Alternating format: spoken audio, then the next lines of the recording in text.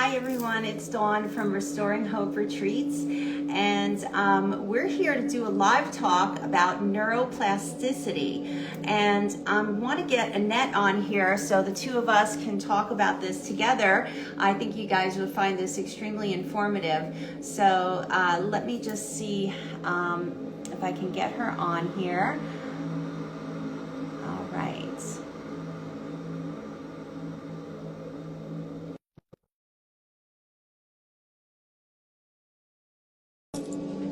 See if she comes on. In the meantime, I'm going to take a sip of my tea. Yay, it worked! It works. Yes, it works. So, I don't have that good light here, so I'm going to say to okay, sounds good. So this is so funny because for those of you who are watching or watch this replay, Annette and I, we were trying for weeks to get on and do a live, and because the account was new, Instagram wasn't letting us, but I'm happy to say we were finally able to do it. So that's why we're both celebrating the fact that we actually got live, and that we also were able to add each other and get on here together. So yay us. yay! Yeah. Okay. This is too dark. I was just to find the light. Where is it?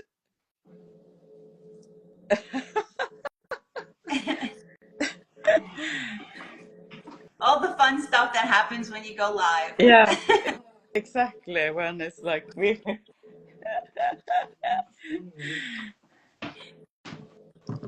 So while Annette's getting set up, one of the things that we wanted to talk to you guys about, because it's such an important part of regulating the nervous system, is neuroplasticity. And basically rewiring your brain. We become these little programs based on our causes and conditions of things we've been through in life and our experiences, and we start to have these neural pathways that kind of follow the same path over and over again, keeping us in that perpetual loop of like a fight or flight state where you're feeling anxious and stressed all the time. And one thing that we are offering at the Restoring Hope Retreat is that we have several different modalities that work to help with neuroplasticity and rewiring the brain. So, hi, Dirk. It's too dark. I don't know what's the deal. It's your camera. It's not the lights. So I'll start. I guess I'll start talking. Oh, there you go. Yeah, That's move perfect. like that. Okay. Yeah, there you Look go. better. So okay. So if you want to jump in and talk a little bit about neuroplasticity too, like I was explaining to everyone, it's basically rewiring the brain. Because of the way we are, we experience life, we get, all our causes and conditions, it creates us to have these neural pathways that tend to go in a perpetual loop and repeat itself over and over again like a groove in your brain, and it keeps you stuck in that fight or flight response. So everything that triggers just the tiniest bit of what we perceive as stress, boom, we go right into it again. But there's so many different ways you can rewire the brain. And we both offer different ways, and we'll be offering that at the Restoring Hope Retreat, which is really cool. And I think a lot of people aren't aware that there's so many different ways to rewire the brain and regulate the nervous system. I was saying to Annette the other day, I like to tell people it's like, peace is this one room, right? There's one big room and it's called peace. And there's many different doorways that get to peace. And we can go through them in any which way that feels right for us. So you just have to find your way. And of course, that was our first and foremost thing with doing the retreat, was offering people many different tools and techniques on how to open the different doorways and find that peaceful space inside. So I guess, why don't you start? You could talk a little bit about how what you're going to be doing at the retreat can help rewire the brain and regulate the nervous system. Yes. So um, the neuroplasticity is like your brain, our brain, is malleable. We can change our brain. And how do you change your brain? You want to get new connection. The neurons in your brain, you want to have new connection and build that. And so certain things takes longer time. It's like that's why we have different modalities, like so meditation, walking in nature, exercising, learning new things, learning a language or things like that is like then you build new pathways in your brain. But if you already are stressed and in anxiety, then these grooves, like you Dawn was talking about, then they are so deep that will go automatically. How and it's more difficult to build new things than like when you have brain fog and stress. It's Yeah. not like you don't want to then, just learn a new language, start to learn a new dances, because you are so tired. And it may also be that even if you go out for a walk in nature and try to sit down in your sofa and rest, you can't because you are so on fire. These neurons fire like crazy. So it's like you have to trick your brain and mind to do something that is new. Then it's easier to build this new connection. And one thing I've been working with the last 1.5 years, doing so many modalities and still discovering amazing thing, is that you can use sound and music if you layer it and you also mimic the brain waves, the delta, alpha, beta, gamma.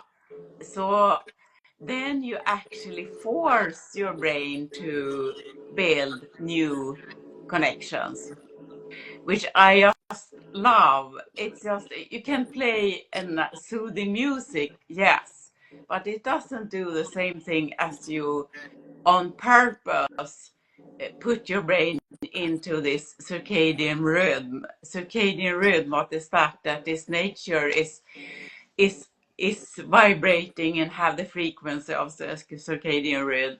So you will be activated and then nature go to sleep. It's the same with you. You want to rest your brain. So by doing that and laying down and having either you are live and have the vibration and the sound system so you can feel the vibration in your body at the same time you activate the you want to activate as many things as possible, not the visual, because the visual will distract you. So you usually close your eyes and it's hard to actually think and be anxious laying down and listening to these sounds, because when it's layered it just can feel this bubbling, or very delta is very calming and you kind of relax. So the purpose is to, you want to also evoke this frantic brain waves when you have anxiety, and then you will ease out with the different brain waves, so you actually force the brain to build new grooves, new connection, Yeah. which I so much love. I was like, in many car accidents, I would have this PTSD, and I will also be from stress. Sound, intense, high pitch, and sound would really put me into hyper stress. So doing this, actually, my brain has healed, so I don't get I don't totally freeze or just have this reaction in my body anymore, which is amazing. Yeah. Uh, So yeah, so we are going to do, it's called inner dance. It's a modality that is well known all over the world. It's used, but I didn't know it until 2 years ago. So it's kind of interesting. Yeah, Yeah, I think that's something that you and I talk about a lot is that, there's so much out there that we haven't even discovered yet, but I mean, we both have such a passion for it. It's like, I can't wait to find the next modality on, rewiring the brain. It's just so fascinating and amazing, but creating those new neural pathways is everything, right? I yeah, mean, that really is. Um, I had a chance to do the inner dance therapy with Annette, and she facilitated for me. And I have to tell you, I was blown away. It was really fascinating. One of the things that you mentioned was about how you layer them, how you layer the frequencies together.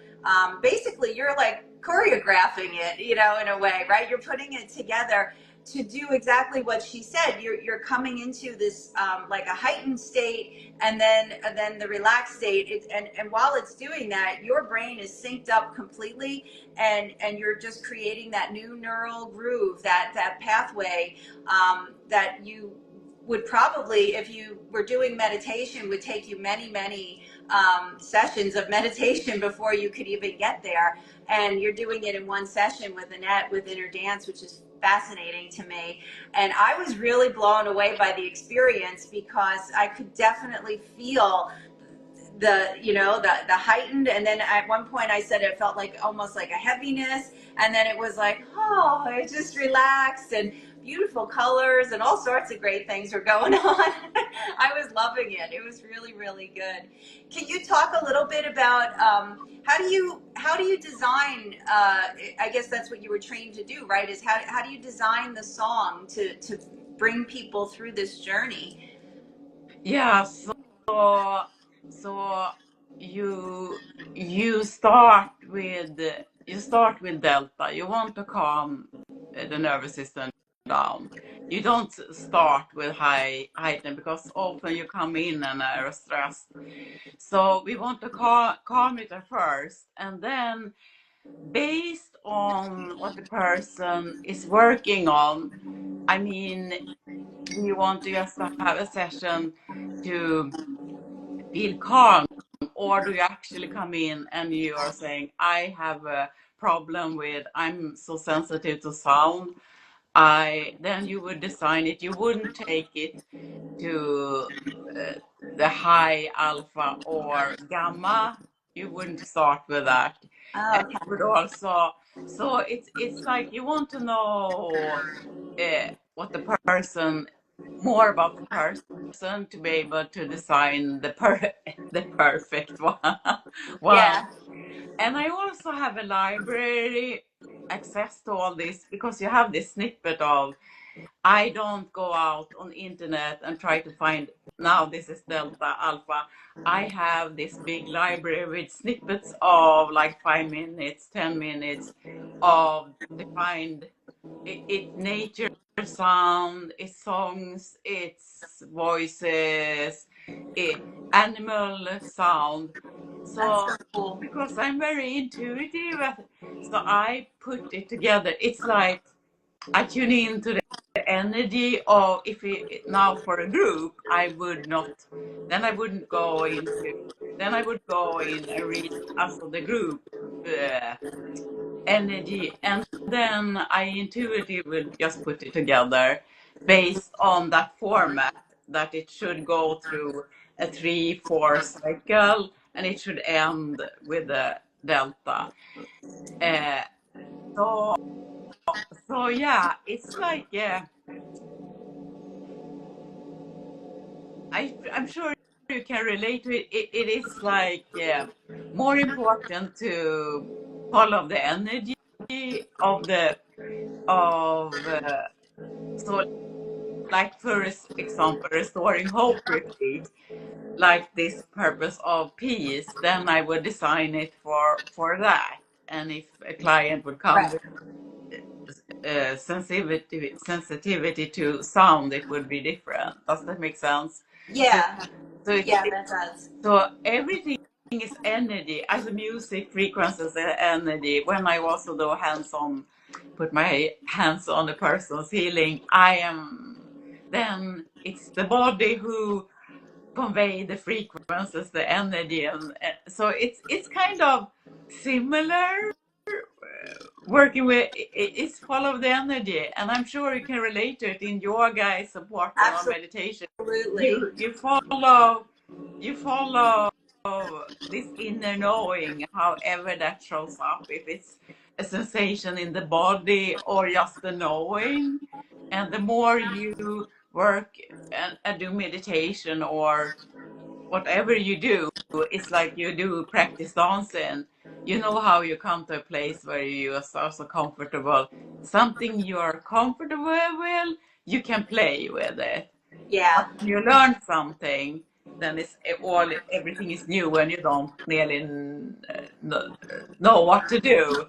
Yeah, absolutely. And it is very true because people often ask how I put together, a sequence in yoga, put a class together, and really my creative process is exactly that. I just trust the intuition. I go right into my body, and my body speaks to me on my mat, and I start moving the body and what feels good, and then I start writing down, oh, this, and that's how I piece from one pose to another, and that's how the flow will start to happen.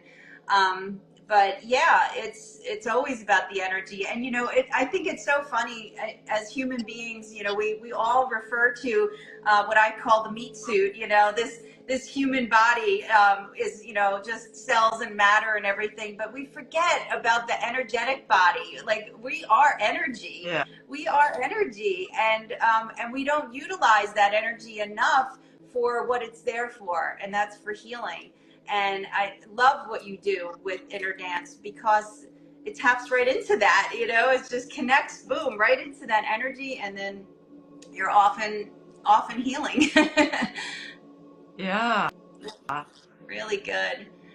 And then so going back to neuroplasticity, that's something that I talk about all the time when I teach meditation, because that's really what we're doing there as well, is rewiring the brain and literally moving the brain activity from one area to the other, without getting too nerdy on people here. But the brain, there's an area of the brain called the amygdala, and that is exactly where our fight or flight response happens. And most people are operating in that very primitive area of the brain. And that was a great program when we were being chased down by dinosaurs way back when for survival, but we're not in that anymore, and yet we're still operating from that space. We haven't evolved.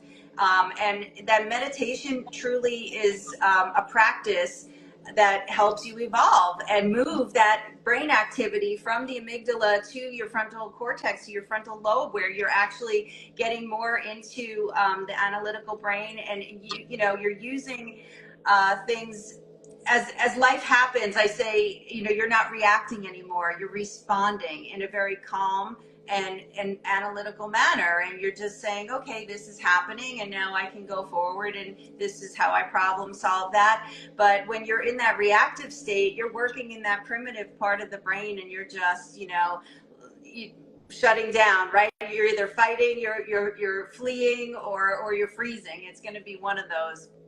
So with meditation at the retreat, that's one of the things that I'm excited to teach people, is how to really use meditation. People just think of it as like, oh, I have to sit and close my eyes and be calm for a little while, and that's all it does. And no, actually, meditation is a practice so you can start to foster awareness and give yourself a little space away from the thoughts. The thought stream is what's really keeping people in that loop of that fight or flight response. But when we move into the body and we get connected to our body and sensation, and we stay really present and aware, and I can't say the word awareness enough because it really is everything. That's what mindfulness offers you, and that's what meditation offers you. So at the retreat, I kind of want to tie the two together in the class and teach people how to use mindfulness throughout your day in day-to-day stuff, right? Just drinking a cup of tea mindfully creates space, and you're now in the sensation of tasting and touching and feeling your mug and everything, and you're not in the mind anymore. You're in the body, in sensation, and the more you do that, you're creating neural pathways that are now happening here. So next time you pick up your tea to drink it, boom, you're in this neural pathway, rather than just being on autopilot, taking a sip, and you're still thinking about, I have to get to work and I'm late and this, that, and the other thing, right? So mindfulness is a great way to just foster awareness. And then of course, meditation is really just practicing mindfulness in a formal manner, and you're sitting down and you're really staying focused, but also paying attention to what's popping up in the mind. Everyone thinks meditation's about quieting the mind, but I will tell you, it's not about quieting the mind, it's about being aware of the mind. You be aware of the thoughts that are resonating and popping up, so then you can work with them. You can help move yourself out of trauma responses that maybe you have based on conditioning and things that you went through when you were younger. You know, there's so much you can do on the meditation cushion with what the mind is showing you. So rather than resist what's happening and the thoughts that are popping up, sit with the thoughts and let's look at them and let's observe them, and then learn from them how we can heal ourselves. It's a beautiful practice. I love it. I've been doing it for over 40 years. So teaching it to people is just such a joy to me. I love the way you explain meditation. It's like, and by allowing something in your life, the thoughts, the feelings, you don't resist and react. Yeah. When you resist and react, you activate the little almond brain again, because Yep. then it's like contraction. Allowing the mind, allowing sensation, allowing, then it can transform and change. Yes. So yeah, so I Give it, really, give it permission. Give it all permission to be there. Feel it and embrace it, embody it. The more you resist life as is,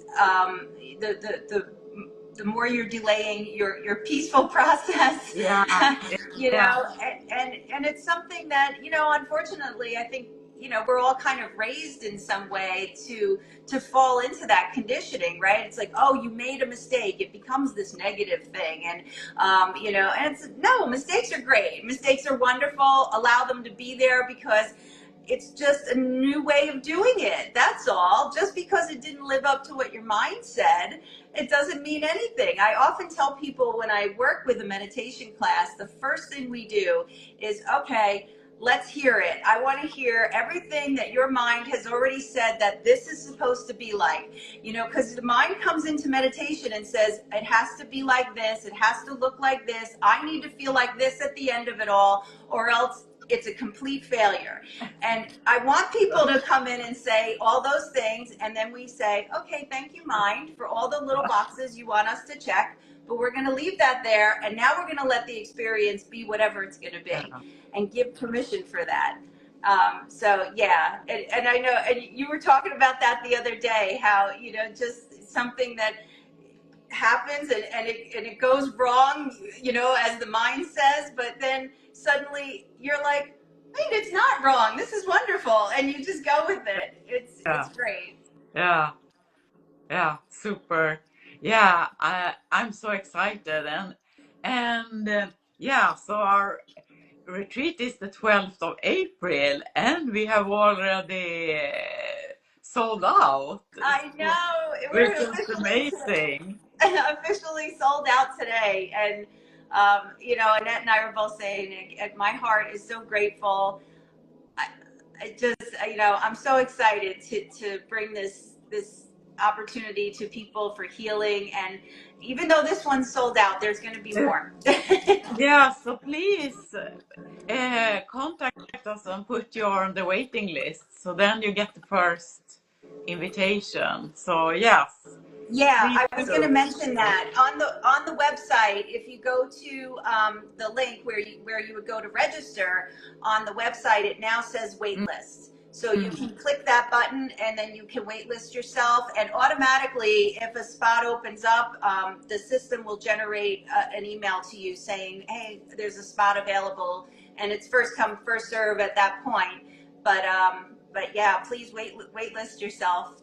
Yes, Don't wait. that's awesome. All right. So, well, we did it, Annette. We got live. Yay! We actually made it work this time. Yes, we did. All right. Fun. See you next time. Okay. Bye, everyone. Have a wonderful evening. Bye. Bye, Annette. Bye.